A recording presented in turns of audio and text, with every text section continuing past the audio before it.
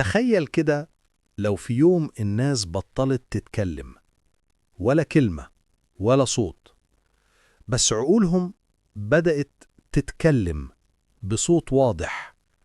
اللي بيحسوه، اللي بيخبوه، اللي بيخافوا يقولوه، كله بقى مسموع.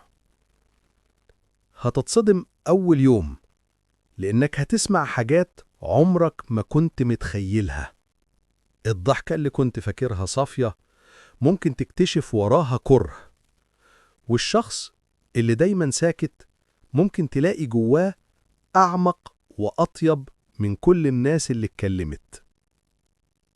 العالم هيبقى من غير نفاق، بس كمان من غير راحة، لأن الصراحة المطلقة وجع أكتر من الكذب. وساعتها هتعرف إن ربنا لما خلق لسان وعقل ما كانش صدفة، خلى اللسان يقول والعقل يفكر.